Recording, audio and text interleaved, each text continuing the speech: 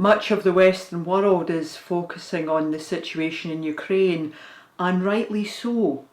But there are other crises happening in the world. East Africa is being devastated by a drought.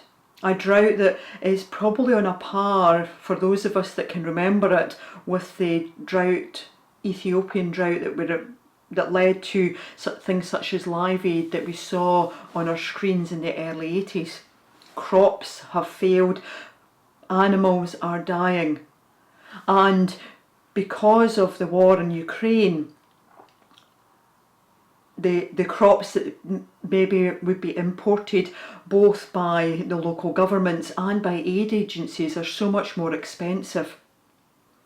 And Christian Aid, among other organisations, are pleading with the world, and particularly as Christian Aid with churches and Christians, to remember that this is as big, if not a bigger crisis than Ukraine. And so today's prayer is a prayer that has been written by Christian Aid that they've asked churches and Christians to use. So let's come before God in prayer.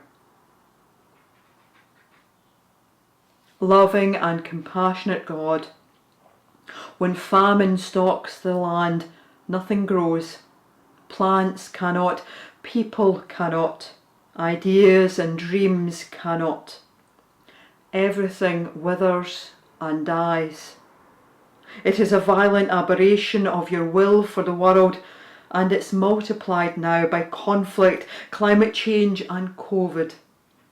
God of the flourishing field, there is enough to feed us all. Call us to that sacred sharing, neighbour to global neighbour, your gifts of food, water, a chance to live the life so delicately crafted by your divine Spirit.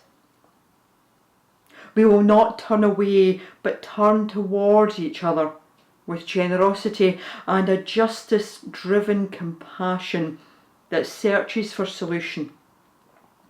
Famine stalks the land, so may our outrage grow. May our determination steel itself. May our solidarity spur us into action.